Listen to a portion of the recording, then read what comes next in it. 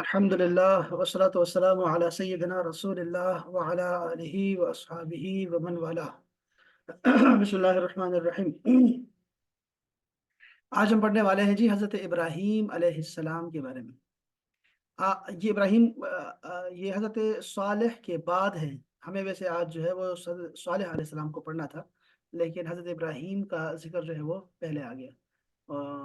उसकी एक वजह थी, क्योंकि कल छुट्टी थी हमारी और कल मैंने दर्स देना था मस्जिद में, तो इस वजह से जो है ना ये उस उनके लिए तैयार किया था, लेकिन आपके लिए बहुत ज़बरदस्त है। हज़रत इब्राहीम अलैहिस्सलाम को हम जानते हैं कि ये अम्बिया के बाप हैं, अम्बिया के।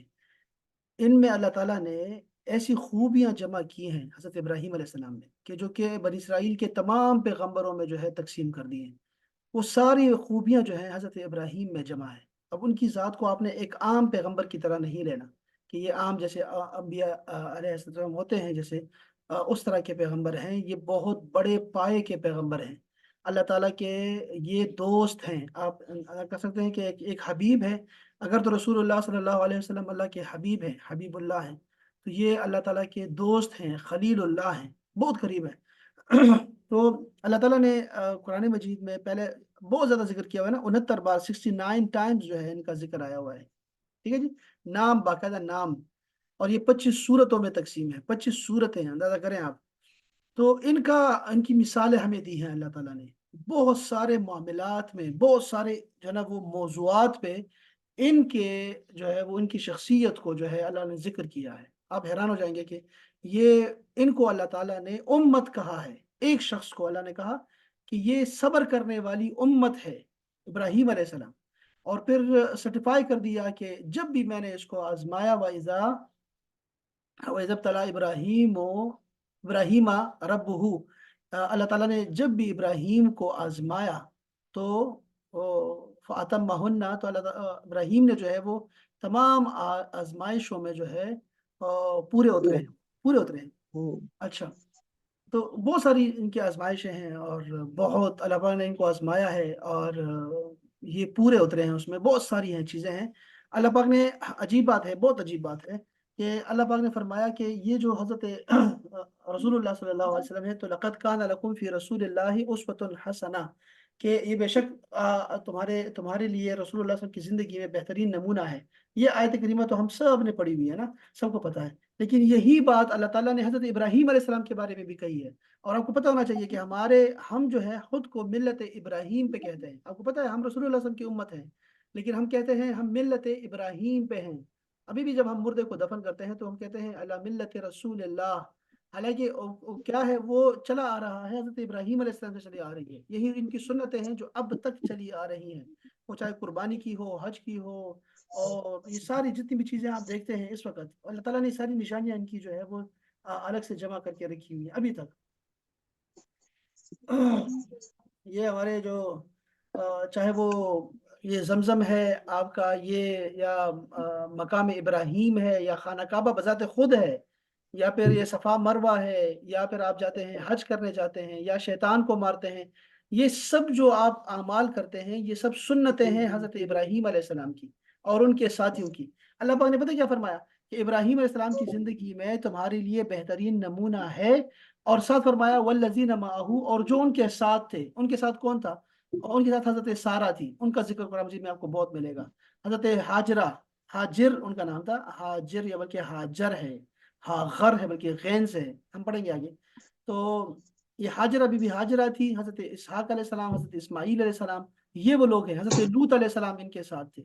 तो इनकी ज़िंदगी में भी अल्लाह ताला ने फरमाया कि आपके लिए नमूना है। तो ये बहुत बड़ी शख्सियत है। मैं ये कहना चाह रहा था कि ये बज़ात खुद एक उम्मत है। तो इसमें जो है हमने ज़रा उनको डीपली स्टडी करना है, और उनको उनकी ज़िंदगी के एक-एक पहलू को आप देखेंगे तो आप हैरान हो जाएँगे कि कितने बड़े अल्लाह अल्लाह ताला के जो है वो पैगंबर थे। तो आपको अंबिया का बाप और खलीलुल्लाह कहा जाता है। हज़रत इब्राहीम का इसमें गिरामी कुरान मजीद की 25 सूरतों में 69 टाइम्स आया हुआ है, 69 बार आया हुआ है। और वो सारी सूरतों के डिटेल्स जो हैं वो यहाँ दी हुई हैं। तो अल्लाह पाक ने हज़रत इब्राहीम अलैहिस्सलाम की जवानी से शुरू किया, ये यहाँ से वलक़द आतैना इब्राहीम रुश्दहू मिन क़ब्लु व कुन्ना बिही आलिमीन। जवानी से शुरू किया और कहा वक़िस क़ाल लिअबीही, ये एक मुतनाज़ा बात है और यहाँ लोगों ने मुतनाज़ा बना दिया है इसको, कि जब उन्होंने अपने बाप से कहा और अपने कौम से कहा कि ये जो बुत हैं जिनको तुम जो है वो एतकाफ़ करके बैठे हुए हैं, उनके ये जो है ना ये कुछ भी नहीं है, ये खुदा नहीं है, ये रब नहीं है, बल्कि वो बहुत बुलंद है। फिर उनको अक़ली निशानी से दिखाया। तो ये लोग ये समझना शुरू कर दिया कि शायद ये इनके जो है वो वालिद हैं। अगरचे हमारा अहले सुन्नत जमात का अकीदा ये है कि अंबिया के जो बाप होते हैं, जो वालिद होते हैं, जिनसे पैदा होते हैं वो जो होते हैं वो जो है वो शिर्क से पाक होते हैं। वो उनकी शादियाँ होती हैं, निकाह होता है बाकायदा से दीन इस्लाम पे, फितरत पे होता है उनका निकाह। किसी पैगंबर का जो है रसूलुल्लाह सल्लल्लाहु अलैहि वसल्लम ने फरमाया हदीस सही में कि मैं आया हूँ आदम से अपने वालिद के जो है वो सुल्ब में, और फिर माँ से जो मैं आया हूँ, माँ के बतन में आया हूँ, तो मैं हमेशा निकाह से आया हूँ। मेरे बाप दादा में कोई भी जो है वो बदकारी करने वाला नहीं है। तो ये जितने भी गुजरे हैं, जितने भी इनके वालिदैन होते हैं वो साहिब ईमान होते हैं। अब यहाँ पे अबी का जिक्र किया है तो लोग समझते हैं कि जैसे अब्बू जो है वो अब्बू जो है इस वजह से जो है लोग समझते हैं कि ये शायद वालिद है। वालिद एक होता है जिससे आप वलद पैदा होता है, मौलूद पैदा होता है, वो बाकायदा से जिनका नाम तारिक है, तारीख में मौजूद है, उनका नाम तारिक है। और ये जिनसे बात कर रहे हैं ये आज़र है, ये इनके चचा हैं, उनसे बात हो रही है। अभी कहते हैं यार ये कहाँ से बात कर रहे हैं, इनके जो अभी हैं ये तो आप अबू लिखा भी हुआ है अबू, तो अबू असल में हम दादा के लिए भी इस्तेमाल करते हैं, परदादा के लिए भी इस्तेमाल करते हैं। आपको पता है ना, आबाओ अजदाद, आबा, तो सबको अबू कहा जाता है। इस तरह सुसर जो होता है वो भी अबू होता है। हम सारे आपस में उर्दू में भी कहते हैं अबू अबू, सुसर को भी अबू कह रहे होते हैं। और जो हमारे जो चचा होते हैं वो हमारे ताया अब्बा होते हैं, ताया अब्बा। तो ताया अब्बू जो आपके हम्म। होते हैं, इसका मतलब है कि हमारे माशरे में भी ऐसा ही है कि हम अब्बू कहते हैं चचा को। लेकिन ये बातें तो हमारी अपनी बातें हैं। कुरान मजीद में अल्लाह ताला ने बाकायदा से अब्बू का लफ्ज़ जो है वो चचा के लिए इस्तेमाल किया हुआ है। अ, वो क्या आयत करीमा है, मैं आपको दिखाता हूँ ताकि ये एक मसला तो हल हो। बहुत सारे मसाइल हैं लेकिन चलो अब क्या करें। इस हदरा याकूबुल याकूब, अस्सलाम वालेकुम। वालेकुम सलाम। सॉरी सर, लेट हो गया, वो कोई नेटवर्क कनेक्ट नहीं हो पा रहा था। कुछ नहीं कह सकते, आपको क्या कह सकते हैं, आपको कुछ भी नहीं कह सकते, कोई मसला नहीं। अच्छा, तो ये एक अकीदे का मसला है। मैं कदर आपको बता दूं जरा थोड़ा सा। ये देखें, अम कुंतुम शुहदा, ये कौन सा पारा है, क्या पढ़ रहे हैं हम लोग, सूर्य ये सूर्य अल बकरा है जी, और आयत नंबर 133 है। यहाँ से हम आपको सिर्फ मैं अकीदे का ये बात बताना चाहता हूँ कि जो अब्बू होता है वो सिर्फ अब्बू नहीं होता, वालिद नहीं होता, बल्कि वो चचा भी हो सकते हैं, ससुर भी हो सकते हैं, दादा भी हो सकते हैं, और ताया भी हो सकते हैं। देखें यहाँ फरमाया, अम कुंतुम शुहदा इज़ हदर याकूब अल मौतु इज़ क़ाल लिबनीहि मा तअबुदून मिन बअदी। और यहूदियों, क्या तुम उस वक्त मौजूद थे जब हजरत याकूब के विसाल का वक्त आया तो उन्होंने अपने बेटों से क्या फरमाया। इस क़ाल लिबनीहि मा तअबुदून मिन बअदी, ए बेटो मेरे बाद तुम किसकी इबादत करोगे। अल्लाह अकबर। क़ालू नअबुदु इलाहका, उन्होंने कहा हम आपके माबूद की इबादत करेंगे, व इलाह आबाइका, और तुम्हारे आबा के, यानी कौन है वो आबा, इब्राहीम और इस्माइल और इसहाक। ठीक है, आबा व अजदाद इब्राहीम, इस्माइल और इसहाक के माबूद की इबादत करेंगे। इलाहन वाहिदन, जो कि एक माबूद है, सबका एक ही खुदा है, सबका एक ही रब है। व नहनु लहू मुस्लिमून, और हम उसी के फरमा बरदार हैं। यहाँ दो चीजें, चलो एक और चीज भी जहन में आ गई। ये देखें, हम कहते हैं भाई अपने आबा व अजदाद की जो है वो बस ये तुम्हारे चला आ रहा है, तुम्हारे आबा व अजदाद बाप की, हमारे आबा व अजदाद में तो ये अकीदा था ही नहीं। अब हम कहते हैं लोगों को कि अपने पुराने अकीदे पे रहो। अब लोग कहते हैं, पूछते हैं कि हम किस अकीदे पे रहें सर, इतने सारे मौलवी हैं और हर कोई बोल रहा है और हमें क्या पता लगेगा कि क्या सही है। यानी हजरत जो इब्राहीम है उनके वालिद क्या मुशरिक थे या नहीं थे। आप कह रहे नहीं है, वो कह रहे हैं, तो क्या करें। तो मैं किसी भी मसले पे आपने देखना है कि आपके आबा व अजदाद ने क्या किया, आपके आबा व अजदाद ने क्या किया। तो वो क्या कहते हैं पता है, वो कहते हैं आबा व अजदाद की तो अल्लाह पाक ने मजम्मत की है, उनके अकीदे की। वो सारे मुशरिक थे, वो जिनकी मजम्मत की है आबा व अजदाद की, वो जिनके आबा के पीछे चलने के बारे में कहा गया है कि तुम बेतुके उनके पीछे चल रहे हो अपने वो सारे मुशरिक की बात, मुशरिक से अल्लाह पाक मुखातिब है। उनके वाकई आबा अजदाद जो थे वो सारे मुशरिक थे और वो अकल इस्तेमाल नहीं करते थे, ना ही जो है उनके पास ईमान का नूर था। लेकिन हमारे आबा अजदाद जो हैं 1400 सदियां हो गई हैं, जितने भी हमारे, जितनी भी नस्ल हमारी है मुसलमान, वो सब जो हैं वो हमसे अच्छे मुसलमान थे। ये हमारे अपने आबा अजदाद को ही काफिर और मुशरिक और बिदअती कहने पे जो है ना तुले हुए हैं। ایسا بالکل بھی نہیں ہے. ہمارے جو والدین ہیں، جو ہمارے باپ ہیں، ہمارے دادا ہیں، پردادا ہیں، وہ ہم سے اچھے مسلمان تھے، اچھے مسلمان تھے ہم سے. تو ہمیں وہ کنفیوز نہیں تھے جیسے ہم لوگ کنفیوز لوگ ہیں. ہم لوگ وہ کنفیوز نہیں تھے دین کے معاملات میں. تو وہ بڑے ہی باعمل لوگ تھے اور عقیدے کے پکے لوگ تھے. تو ہمیں ان کے عقیدوں کو ہی لے کے چلنا ہے. وہ مسلمان دیکھو، اب وہ میں کیوں کہہ رہا ہوں ایسے، یہاں کہہ رہا ہوں. دیکھو یہاں کیا فرما رہے ہیں. ان کے بیٹے جو ہیں یعقوب علیہ السلام کی اولاد جو ہے، ان میں سے آپ دیکھ رہے ہیں کہ کون کون ہو سکتا ہے یعقوب علیہ السلام کی اولاد میں سے. وہ حضرت یوسف علیہ السلام کی جو ہے نا پوری فیملی ہے. تو انہوں نے کیا کہا کہ ہم لوگ سارے اللہ پاک نے قرآن مجید میں یہ نہیں فرمایا کہ ہم یوسف علیہ السلام کے جو بھائی تھے وہ کافر تھے، کبھی نہیں. وہ مسلمان تھے پکے. وہ حضرت یعقوب علیہ السلام کی اولاد ہیں، کتنے بڑے ہیں وہ صاحبزادے. تو انہوں نے کیا فرمایا، وہ سب نے توبہ کی ہوئی ہے. ان کے بارے میں کبھی گستاخی نہیں کرنی چاہیے. زلیخا کے بارے میں کبھی گستاخی نہیں کرنی چاہیے. سب جو ہے توبہ گار اور اچھے مسلمان تھے، ہم سے اچھے مسلمان تھے، صحابہ تھے وہ. اچھا یہ دیکھیں، تو یہاں کیا فرمایا انہوں نے کہا ہم آپ کی اور آپ کے آبا و اجداد، اور پھر نام بھی لینا شروع کر دیے، ابراہیم، اسماعیل اور اسحاق. ایک تو بات یہ کلیئر ہو گئی کہ آبا و اجداد کے عقیدے پہ رہنا وہ اچھے عقیدے کی علامت ہے ہمارے لیے بھی. ہمارے لیے جن کے آبا و اجداد مسلمان گزرے ہیں، جن کو شک ہو کہ ہمارے وہ جاہل تھے اور ان کو نہیں پتہ لگا اور وہ تو مزارات پہ جایا کرتے تھے، یا پھر وہ جو ہے وہ ایصال ثواب کیا کرتے تھے، یا پھر وہ عاشورہ کا روزہ رکھتے تھے، یا پھر وہ شب برات منایا کرتے تھے، یا پھر وہ ان کو جن کو شک ہو کہ ہمارے باوجود جاہل تھے تو وہ نہ کریں. وہ ان کو امام بنائے جن کا کوئی امام نہیں ہے، ان کا شیطان امام ہے، ان کو بنائے امام. ویسے ہمارے آبا و اجداد جو تھے، یعنی مجھے جو پتا ہے 350 سال سے ہمارے آبا و اجداد جو ہیں وہ سب علماء چلے آ رہے ہیں. ہمارے پاس جو شجرہ موجود ہے 350 سال کا موجود ہے. ایسے ہی رسول اللہ نے بھی جو ہے نا جب اپنا شجرہ بتایا نا تو عدنان تک بتایا، اور اس کے بعد کہا کہ اس کے بعد جو ہے وہ سارے جو نا انہوں نے شجرہ شناسوں نے جو ہے اس میں گٹ مٹ کر دیا ہے. تو یعنی اتنا بھی کافی ہوتا ہے کہ آپ کو پتا ہو کہ آپ کے 5 جو باپ ہوتے ہیں آپ کے، کم سے کم اتنا پتا ہو. اور ہمیں رسول اللہ صلی اللہ علیہ وسلم کے جو ہے نا آبا و اجداد کے نام آنے چاہیے، وہ بھی 5 تک یاد آنے چاہیے. یعنی ان کے باپ کا، ان کے دادا کا، ان کے پردادا کا، اس طرح کا 5 ہمیں پتہ ہونے چاہیے. یہ ہر مومن کی شان ہونی چاہیے. تو یہ ہے کہ آبا و اجداد کی پیروی کرنا جو ہے یہ کوئی مشرکین کی طرح نہیں ہے، بلکہ ہم لوگ جو ہیں مومن ہیں، مسلمان ہیں. ایک تو یہ بات کلیئر ہو گئی، اور یہ ہمیں 133 نمبر آیت ہے سورہ بقرہ سے پتہ لگی. دوسری بات جو ہم یہاں لے کے آیا ہوں، وہ ذرا غور کریں. یہاں وہ کہہ رہے ہیں کہ ہم آپ کے آبا و اجداد، آبا کا و الہ آبائکا، اور تمہارے آبا کا جو ہے ہم طریقہ اپنائیں گے اور انہی کی عبادت کریں گے، اسی رب کی. ابراہیم ہے، اسماعیل ہے اور اسحاق ہے. اب بتاؤ، اسماعیل اور اسحاق جو ہے یہ دونوں بھائی ہیں. اب ان میں سے ایک ہی ان کا باپ ہو سکتا ہے، اور وہ کون ہے؟ وہ حضرت اسحاق علیہ السلام ان کے باپ ہیں. لیکن انہوں نے چچا کو بھی ذکر کیا جو حضرت اسماعیل علیہ السلام ہے، آبا میں ذکر کیا. یہ جو نقطہ ہے نا، یہ سمجھنے والی بات ہے. یہ لوگ ان کو یہی سمجھ نہیں آتی کہ عرف میں ہم جو ہے ابو کس کس کو کہتے ہیں. اسی طرح عرب بھی لوگ کہتے ہیں، اسی طرح بابا کہتے ہیں. اچھا، ہر ایک کو چاچا کہتے ہیں، یا عمو، راستے میں چلتے ہوئے شخص کو بھی کہتے ہیں چاچا. اب ہم یہ سمجھنا شروع کر دیں کہ ہر غیرہ ہمارا چاچا ہے. ایسا بالکل بھی نہیں ہوتا. یہ تو عرف کی باتیں ہوتی ہیں اور ہم لوگ باتیں کر رہے ہوتے ہیں. تو ہم کہتے ہیں چاچا، او تو نانا لگا ہے میرا، او تو، او چل مامیا، ماما کہتے ہیں ہر ایک کو ہم لوگ. تو اس کا مطلب وہ میرا ماما بن گیا کیا؟ ایسا نہیں ہوتا. بلکہ یہ جو ہے یہ قرآن مجید سے بھی ثابت ہے، اور میں نے آپ کو دکھا. اس طرح اور بھی بہت آیات ہیں، لیکن آپ کو کم سے کم اس حوالے سے پتہ ہونا چاہیے.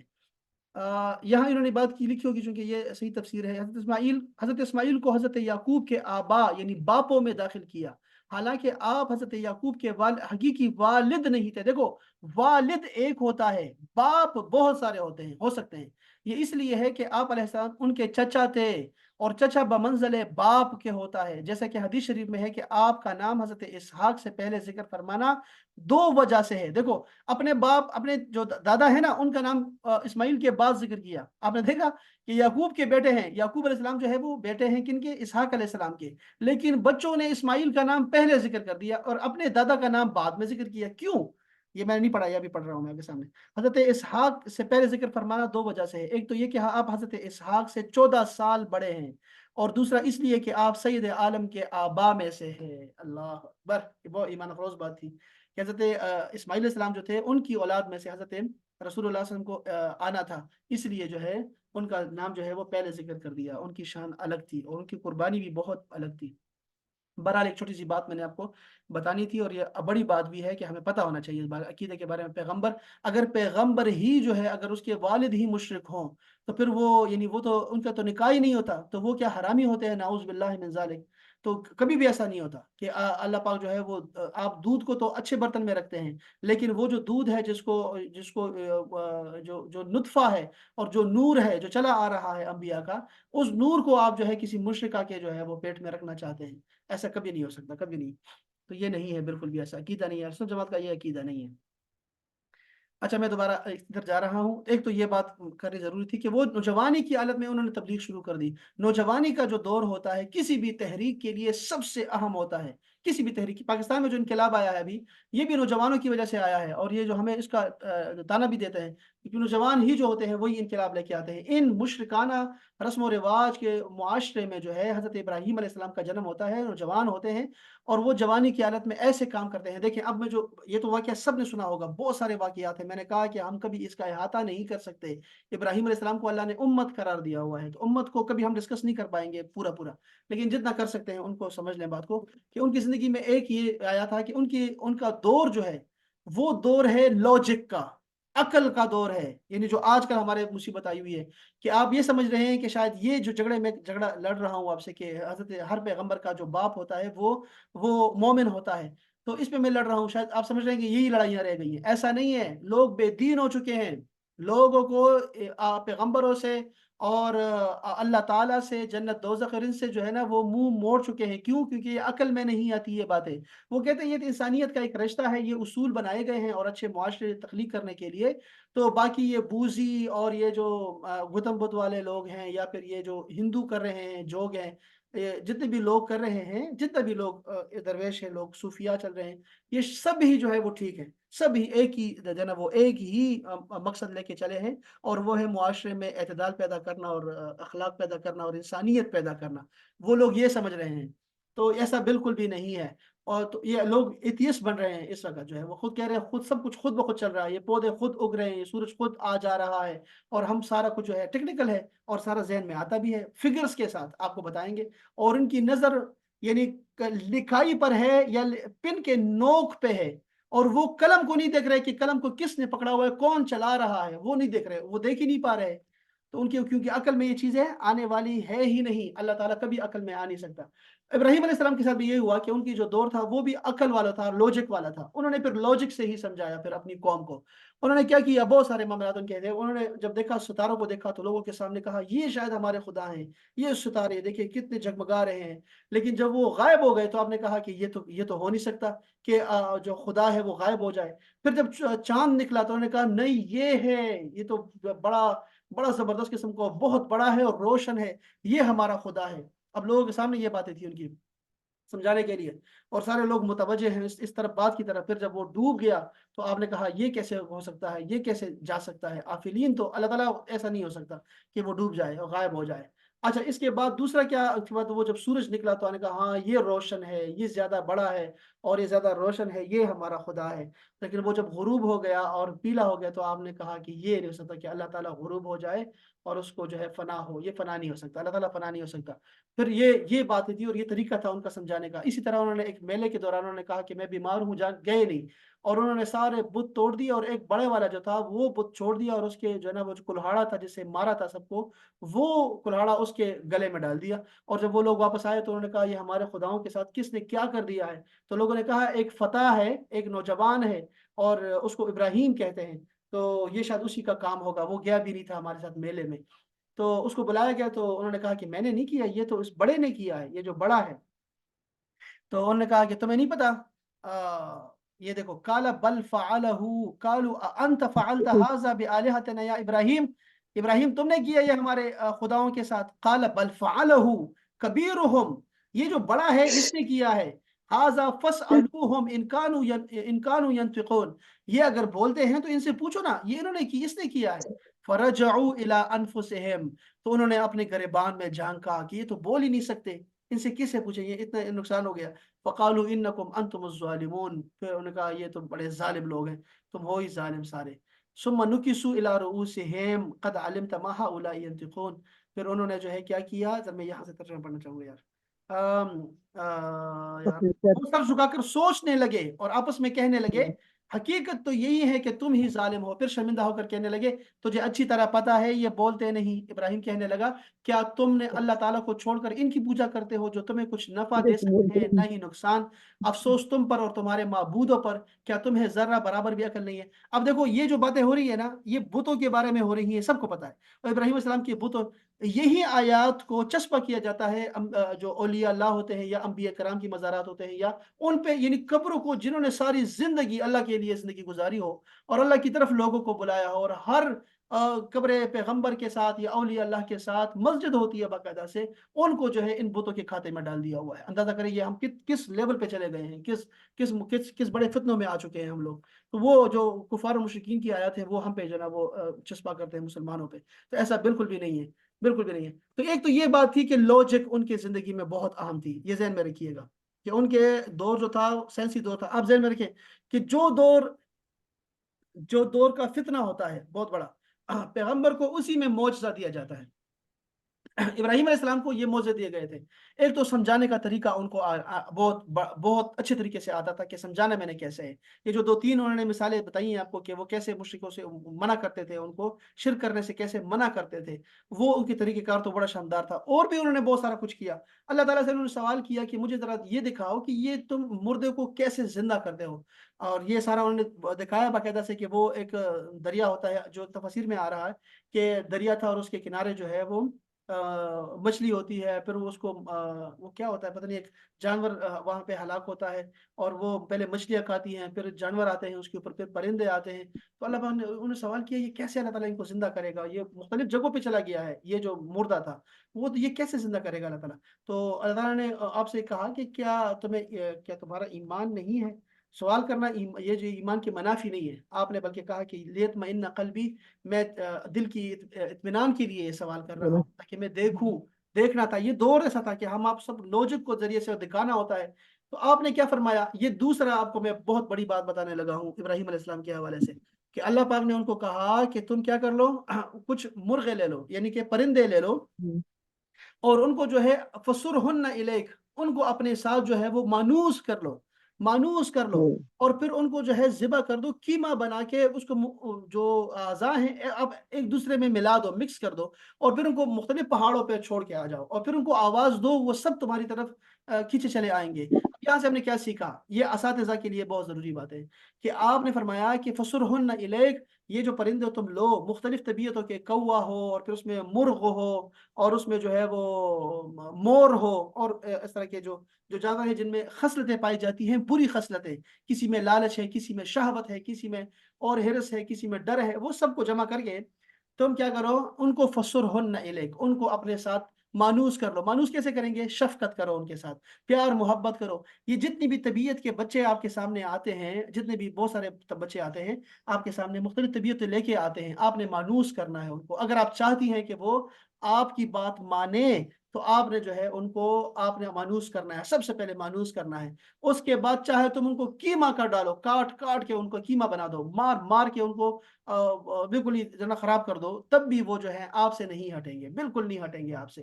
تو آپ نے اپنے بچوں کی بھی تربیت ایسے کی، حضرت ابراہیم علیہ السلام نے اسماعیل علیہ السلام کی تربیت ایسے کی ہے کہ اندازہ کرے ذرا ظلم کا۔ ویسے اس نحو سے بتا رہا ہوں میں آپ کو کہ ابراہیم علیہ السلام ایک شیر خوار بچے کو چھوڑ آتے ہیں بے آب و گیا زمین میں، اور ان کی والدہ کے ساتھ۔ اگر وہ ایسا ہوتا، ہمارے زمانے کا حال ہوتا، تو ان کی ماں جو تھی وہ تو حضرت ابراہیم علیہ السلام کے بارے میں ان کے کانے سے بھرتی کے نہ پوچھے، وہ تو اپنے باپ کا چہرہ بھی نہیں دیکھنا پسند کرتا۔ حضرت اسماعیل علیہ السلام اگر وہ کہتے دیکھو ہمیں چھوڑ کے چلا گیا، لیکن اللہ پاک نے کیا فرمایا؟ تمہارے لیے بہترین نمونہ ہے ابراہیم اور ان کے ساتھیوں کی زندگی میں وہ حضرت ہاجرہ ہے، کہ انہوں نے بچے کی تربیت ایسی زبردست کی کہ وہ اسماعیل جب جوان ہوئے تو ابراہیم علیہ السلام کو کہتے ہیں کہ میں نے خواب دیکھا ہے، اور وہ کہتے ہیں ٹھیک ہے۔ اندازہ کریں ایسی تربیت کہ میں ایک چھری چلا رہا ہوں، وہ کہتے ہیں چھری چلائیں آپ دیکھیں گے میں بڑا شکر کرنے والا اور صبر کرنے والا ہوں، آپ میرا صبر دیکھیں گے، آپ اپنے امتحان میں پورے اتریں گے، آپ میرا صبر دیکھیں گے۔ یہ قرآن مجید کے الفاظ ہیں۔ تو یہ ایسی تربیت اولاد کی کرنا وہ فسرہن الیک کی زمرے میں آتی ہے کہ مانوس کر لو، پہلے بچوں کو مانوس کر لو اپنے ساتھ پیار محبت شفقت سے، اس کے بعد جو ہے پھر آپ چاہے ان کو قیمہ بنا دو، وہ آپ سے ہٹیں گے نہیں۔ اور یہی طریقہ تھا تربیت کرنے کا۔ ان کی تربیت، ان کی جو زندگی ہے وہ مختلف پہلوؤں پہ چلی جاتی ہے، وہ مختلف ان کے ہم نے سے چیزیں سیکھتے ہیں۔ تو ایک یہ شفقت والا ہے، ایک ہم نے سائنسی ان کا جو معجزہ تھا، میں نے کہا کہ ہر پیغمبر کو وہ معجزہ دیا جاتا ہے جو اس دور کی ضرورت ہوتا ہے، وہی دیا جاتا ہے۔ ابراہیم علیہ السلام کو لاجک سکھائی گئی تھی، منطق سکھائی گئی تھی کہ کیسے آپ نے جو ہے نا ان کو کرنا ہے۔ اور پھر ان کے توکل کی بات، یہاں یہ بات بھی بڑا اہم بات ہے جو میں کرنا چاہوں گا، وہ بھی غیر آپ نے نہیں سنی ہوگی۔ وہ یہ ہے کہ ابراہیم علیہ السلام کی زندگی میں ہمیں ملتا ہے توکل، وہ توکل جو اسباب کے بغیر ہو۔ اندازہ کرو ذرا، یہ بات کو سمجھو۔ ہماری یہ دنیا جو ہے نا، یہ اسباب کی دنیا ہے۔ ہمیں ایسا نہیں کر سکتے کہ اوپر سے چھلانگ لگا دیں تیسرے فلور سے اور کہیں کہ ہمارے پیر بھی نہ ٹوٹے اور ہمیں کچھ ہو بھی نہ، ایسا نہیں ہے۔ جو کچھ کرے گا مسلمان کرے گا یا کافر کرے گا، جو وہ کمائے گا اس کے ذمہ وہی جائے گا، جو کوشش کرے گا وہی کمائے گا۔ یہ اسباب کی دنیا ہے۔ ہمیں اسباب کو، دوائی کھانی ہے، ہم نے، رسول اللہ نے منع فرمایا کہ تم جو دوائی کو نہیں چھوڑنا تم لوگوں نے، تو یہ بیماری اترتی ہے اس کے ساتھ دوائی اترتی ہے، تو تم نے دوائی لینی ہے۔ اسباب کی دنیا ہے یہ، اور ہمیں مدد مانگتے رہنا چاہیے ایک دوسرے سے۔ اس میں کوئی بھی شرک نہیں ہے کہ ہم ایک دوسرے سے جو ہے مدد مانگتے ہیں، ماں کو بلاتے ہیں یا باپ کو بلاتے ہیں یا پھر دوستوں بھائیوں کی مدد کرتے ہیں، پڑوسیوں کی مدد کرتے ہیں۔ یہ ہم کوئی خدا بن کے نہیں کر رہے ہوتے، بلکہ اللہ تعالیٰ ہمارے ذریعے سے ان کی مدد کر رہا ہوتا ہے، تو یہ اس میں کوئی شرک کا شائبہ نہیں ہے۔ تو یہ توکل، میں کہہ رہا تھا آپ کو کہ کرونا میں ہم لوگوں نے کیا کیا، یا ڈینگی میں ہم لوگوں نے کیا کیا، ہم لوگوں نے اسباب کو بہت زیادہ دھیان دیا، اسباب کو، کہ ہم نے کہا بھئی آپ نے جو ہے نا ہاتھ دھوتے رہنا ہے، آپ نے ماسک پہنے رکھنا ہے اور ڈسٹنس رکھنا ہے۔ یہ سارے اسباب ہیں جو ہمیں ڈاکٹر نے بتائے اور ہم نے اس کا بہت خیال رکھا۔ لیکن اس دوران بہت سارے لوگ ایسے تھے جنہوں نے صرف توکل کیا، انہوں نے صرف توکل کیا اور بغیر اسباب کے توکل کیا۔ ہمارے پاس اسباب کے ساتھ توکل کرنے پہ بہت سارے دلائل ہیں۔ اگر آپ چاہتے ہیں کہ کچھ لوگ جو کہ ان باتوں پہ بلیو ہی نہیں کرتے تھے، اور وہ یہی کہتے تھے جب بھی ان سے بات کرتے تو وہ یہی کہتے تھے کہ نہیں، اللہ بچانے والا ہے، اللہ بہت بڑا ہے، ان سے اللہ بہت بڑا ہے، وضو کرتے رہو، غسل کرتے رہو، کافی ہے، یہ 5 وقت کا وضو جو ہم کرتے ہیں یہ کافی ہے نا، کفار تو کرتے ہی نہیں ہیں، ہم تو کرتے ہیں، تو ہمارے لیے کچھ نہیں ہوگا۔ یہ وہ لوگ تھے۔ حضرت ابراہیم علیہ السلام کا بھی یہی قصہ اللہ پاک نے ذکر کیا کہ جب ان کو آگ میں ڈالا گیا تو وہ کسی کی مدد نہیں لینا چاہتے تھے۔ احادیث میں آتا ہے نا کہ حضرت جبرائیل علیہ السلام تشریف لائے اور وہ منجنیق میں بیٹھے ہوئے تھے، ابھی ان کو پھینکا جا رہا تھا، اور اس وقت بھی انہوں نے کہا کہ نہیں، مجھے تم سے کوئی غرض نہیں ہے، تمہاری مدد نہیں چاہیے، مجھے صرف اللہ کو میں نے دیکھنا ہے اور اللہ کا حکم میں نے جو ہے وہ ماننا ہے، تو اللہ کی مرضی یہی ہے تو میں بس اس کی رضا میں راضی ہوں۔ یہ توکل کی بغیر اسباب کے جو ہے نا توکل کرنا، یہ ہم نے حضرت ابراہیم علیہ السلام سے سیکھا ہے۔ تو ایسا بھی ہوتا ہے، ہم دیکھا وہ لوگ سارے بچے ہوئے تھے اور ہم لوگ جو ہے کہاں تھے اور یہ کہاں تھے۔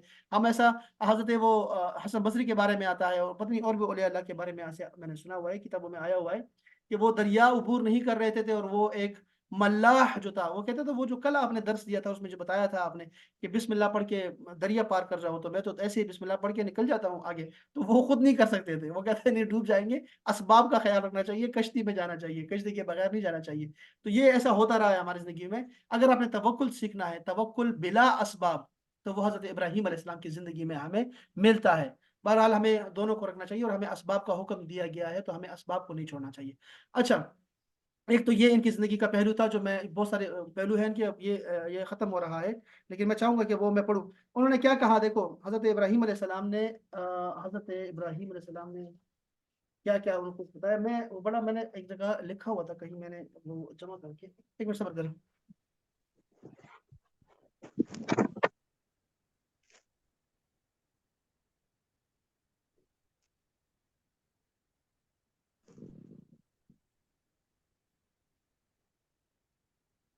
اچھا جی، یہ بہت ساری باتیں ہیں، ان کے بارے میں ہم بہت سارا پڑھنا چاہیں گے کہ ان کی زندگی کا ہماری زندگی پہ کیا اثرات ہے، وہ میں چلو ہم کل کر لیتے ہیں، ایسا کر لیتے ہیں، ان کو 2 حصوں میں بانٹ دیتے ہیں، تو وہ ضروری ہے۔ حضرت ابراہیم علیہ السلام کا زمانہ جو ہے یہ نوح علیہ السلام کے 3000 سال کے بعد ہے۔ ان کے اوپر جو ہے وہ 20 صحیفے نازل ہوئے ہیں، اور اگرچہ کیا ہوا ہے، شریعت منسوخ ہو جاتی ہے نا دوسرے پیغمبر کے آنے کے بعد۔ حضرت ابراہیم علیہ السلام کی اولاد کو یاد رکھے، اسحاق علیہ السلام اور اسماعیل علیہ السلام ہیں۔ اسماعیل علیہ السلام سے کوئی پیغمبر نہیں آیا سوائے محمد رسول اللہ صلی اللہ علیہ وآلہ وسلم کے، اور یہ بہت بڑی شان کی بات ہے۔ اور دوسری طرف جو ہے اسحاق علیہ السلام کو جو شان ملا وہ یہ ملا کہ وہ تو فرشتے ان کی خوشخبری لے کے آئے تھے اسحاق علیہ السلام کی کہ اللہ پاک آپ کو، بی بی سارہ کو جو ہے بیٹا دے گا اسحاق، تو وہ ہنسنے لگی کہ میں بوڑھی ہوں اور یہ شوہر میرا بوڑھا ہو چکا ہے۔ تو آپ نے، فرشتوں نے کہا کہ اللہ جو کرنا چاہے نا اس کو کوئی روک نہیں سکتا، اور وہ اللہ ایسا ہی کرتا ہے۔ تو اور تم اسحاق پہ ہنس رہی ہو، بلکہ اسحاق کے بعد یعقوب بھی آپ کو ملے گا نوافل کے طور پہ، یہ آپ کو یعقوب بھی ملے گا، یعنی پوتا بھی آپ دیکھیں گے.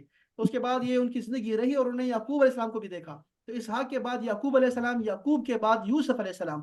اس لیے یوسف علیہ السلام کو کہتے ہیں کریم ابن کریم ابن کریم ابن کریم. ان کا لقب ہے یہ کہ وہ ان کے سارے ابودا جو ہیں وہ سارے پیغمبر ہیں. ان کے بعد جتنے بھی پیغمبر آپ نے نام سنے ہیں، جن کے داؤد علیہ السلام ہے، سلیمان علیہ السلام ہے، یا اور بہت سارے بڑے بڑے پیغمبر گزرے ہیں، وہ سب ان کی اولاد میں سے آئے ہیں. موسیٰ علیہ السلام، عیسیٰ علیہ السلام، یہ ساری جو ہے یہ سارے بنی اسرائیل کے پیغمبر ہیں. یہ سارے بنی اسرائیل ہیں. اچھا، تو میں کہہ رہا تھا کہ ان کی شریعتیں منسوخ ہو جاتی ہیں، شریعتیں دوسرے پیغمبر کے آنے سے منسوخ ہو جایا کرتی ہیں، اور رسول اللہ صلی اللہ علیہ وسلم نے تو تمام شریعتوں کو منسوخ کر دیا. لیکن حضرت ابراہیم علیہ السلام کی شان جو ہے وہ دیکھیں کہ ان کی جو شریعتیں تھیں وہ ابھی تک زندہ تھی، ابھی تک چلی آ رہی تھی. اور ابراہیم علیہ السلام کو ہر ایک اپنا پیغمبر مانتا ہے، چاہے یہودی ہو، نصارہ ہو، کوئی بھی ہو. تو اس لیے آپ دیکھتے ہیں کہ خانہ کعبہ کو، ان کو خانہ کعبہ کی جو عزت اور احترام اور شرف ہے اسی طرح باقی برقرار رہا ہوا ہے. زمزم کو ہم اسی طرح پیار محبت سے اور اتنی ہی تقدس کے ساتھ جو ہے ہمارے لیے مقدس پانی ہے زمزم. صفا و مروہ، میں نے کہا نا کہ ابراہیم اور ان کے جو آل ہیں، جو ان کے دوست ہیں، ان کی زندگی میں ہمارے لیے نمونہ ہے. تو یہ صفا اور مروہ انہی کی نشانیاں ہیں. قربانی کرنا ابھی تک چلا آ رہا ہے، ان کا نام لے کے ہم جو ہے نا وہ قربانی کا جو ہے وہ سنت پوری کرتے ہیں. اسی طرح حج کرنا ہے، اسی طرح جمرات ہے، شیطان کو مارنا، یہ سب چلا آ رہا ہے، یہ حضرت ابراہیم علیہ السلام سے ہی چلا آ رہا ہے. ان کا جو مزار پاک ہے یہ فلسطین میں ہے، الخلیل کے نام سے. اور میں وہ دیکھیں گے ان کے، اچھا ان کا جو کل ہم پڑھیں گے نا، ہم ان کا جو اثر ہے ہماری زندگی پہ وہ ہم دیکھیں گے انشاءاللہ تعالی. یہ ان کا جو ہے نا یہ ایک علاقہ ہے ہیبرون کے نام سے. ہیبرون یہی علاقہ ہے جو کہ ہم دیکھتے ہیں کہ یہاں پہ شاید حضرت ابراہیم علیہ السلام کا جو ہے وہ مزار پاک ہے، اور یہاں وہ رہے تھے. یہ سارا علاقہ ہے ویسے فلسطین کا جو علاقہ ہے نا، یہ سارا فلسطین کا علاقہ ہے. اور یہ سارے لکھے بھی ہوئے ہیں. تو یہاں پہ جیروسلم، یہ دیکھیں یہ یروشلم یہاں لکھا ہوا ہے. اور یہ سارے عیسیٰ علیہ السلام بھی یہیں سے ہیں. حضرت اسحاق علیہ السلام، لوط علیہ السلام بھی یہاں رہے، ان کی جو زوجہ محترمہ ہے وہ بھی یہاں تھی. اور یہ سارے ہیں. یہ میں آپ کو دکھانا چاہوں گا، کوئی بھی ہم کھول کے دیکھ سکتے ہیں، ان کا دیکھ لیتے ہیں. یہ ان کی قبر مبارک ہے جو کہ متفق ہے اور چلی آ رہی ہے. اور اس کے علاوہ کوئی قبر نہیں ہے، ان کا مزار پاک نہیں ہے. ان کے ساتھ ان کی زوجہ بھی ہیں، اور ان کے ساتھ اور بھی لوگ ہیں. یہ جو مقام لد ہے وہ بھی آپ نے دیکھا ہوگا، وہ بھی ادھر ہی کہیں ہے فلسطین کے آس پاس. یہ دیکھیں یہ ان کے مزارات سارے جو ہیں ایسے، یہ عرب میں ایسے ہی جو ہے نا فی الحال. وہ فلسطین میں تو ویسے بھی قحط پڑا ہوا ہے، بندش ہے ہر چیز کی. یہ دیکھو سارے پھر رہے ہیں کیسے لوگ. یہ ہے ان کا مزار پاک. سر مگر سعودی عرب میں ایسا کیوں نہیں ہے سر؟ مکہ میں وہاں پہ کیوں نہیں ہے؟ یہ ابھی جنت نہیں ہے نا. البقیہ وہ یہ سب وہاں. انہوں نے سلطنت عثمانیہ کا خاتمہ جو کیا ہے ڈاکو نے کی کیا نا. آل سعود جو ہیں یہ ڈاکو ہیں. انہوں نے انگریزوں کے ساتھ مل کے نا، فرانس اور ان کے ساتھ مل کے، برطانیہ کے ساتھ مل کے سلطنت کا خاتمہ کیا، اور انہوں نے پھر قبضہ کیا. انہوں نے سارے مزارات کو جتنے بڑے، ابھی تو ہمارے پاس تصویریں پڑی ہیں چونکہ یہ پرانی باتیں نہیں ہے، 100 سال پرانی بات ہے نا، 1921 میں یہ آئے. تو یہ آل سعود نے قبضہ کیا اور حجاز کا نام ہی مٹا دیا، اور اس کو کہا کہ یہ ہماری سلطنت ہے، آل سعود، سعودیہ ہو گیا ہے.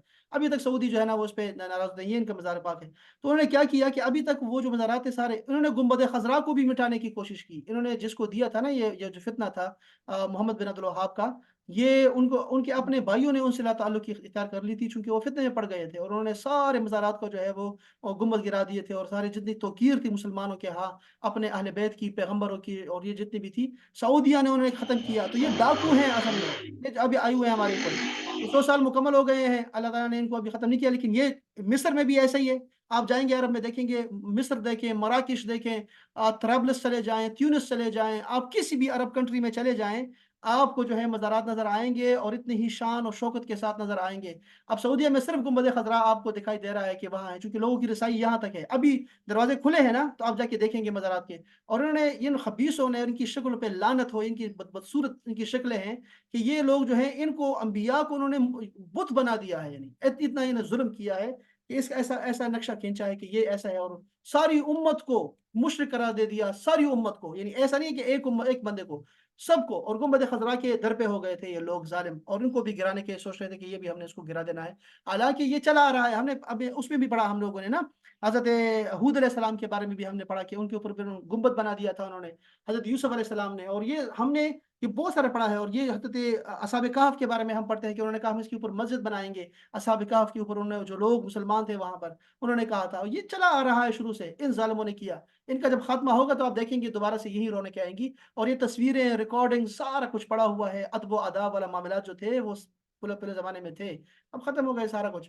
تو ایسا نہیں ہے کہ یعنی وہاں، اچھا ابھی میں نے کلپ دیکھا، کسی نے مجھے بھیجا کہ یہاں تو پیر ہی نہیں ہے سعودیہ میں، پیر تو انہوں نے سارے سارے شہید کر دیے، یا انہوں نے ملک بدر کر دیے۔ ہمارے اساتذہ ہیں باقاعدہ سے، یہ ہمارے اساتذہ میں بتا رہا ہوں، ہمارے اساتذہ جو ہیں وہ باقاعدہ سے وہاں جو ہے نا وہ آستانے بھی چل رہے ہیں، اور جن کو دیوبندی، بریلوی، سنی سارے مانتے ہیں، ایسا نہیں ہے کہ ہم کوئی ایسی خود سے باتیں کریں، یہ سارا چل رہا ہے۔ یہ دیکھیں، یہ میں آپ کو دکھاتا ہوں جو اصل لوگ تھے، خطیب تھے جو اس کے گنبد خضرا کے اور یہ حرمین شریفین کے، یہ محمد بن علوی، یہ ہمارے شیوخ میں سے آتے ہیں، میں بتاؤں آپ کو، یہ ہمارے شیوخ میں سے ہیں اور آپ کے شیوخ میں سے ہیں، اور دنیا پاکستان میں جتنے بھی علماء کا نام سنتے ہیں بڑے بڑے، یہ دیکھو، یہ اصل میں یہ ہیں امام حرمین شریفین کے، یہ لوگ تھے، پتہ ہے آپ کو؟ اور یہ ان کو نکالا گیا، ان کو پھر وہ دیکھیں، یہ سارے یہ سادات ہیں، سید لوگ ہیں یہ سارے، اور ابھی تک چلے آ رہے ہیں، ایسا نہیں ہے کہ غائب ہو گئے ہیں، ابھی تک صرف اوپر نہیں آتے، دکھائی نہیں دیتے، ورنہ تو یہ چلے آ رہے ہیں، ابھی تک ہیں الحمدللہ، وہ سارے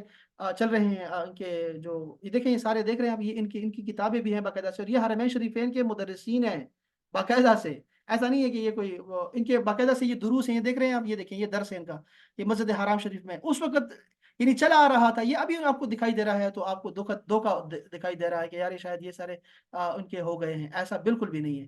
یہ دیکھیں، یہ حرم شریف میں درس دے رہے ہیں باقاعدہ سے، اور اب یہ خبیث آ گئے، اتنی بدصورت ان کی صورت مبارکہ دیکھیں، حضرت علوی مالکی، یہ میرے استاد کے استاد ہیں، یعنی ایک تو یہ میرے استاد یہاں پاکستان کے ہیں، لیکن ایک ملیشیا کی بھی ہیں، عراق کے بھی ہیں، بیروت کی، جو میرے شیوخ ہیں، میں نے ایک درس میں وہ سارا جمع کیا ہوا ہے، تو وہ شیوخ جو ہیں وہ سب ان کے شاگرد ہیں، یعنی جتنے بھی شیوخ ہیں، چونکہ مدینہ پاک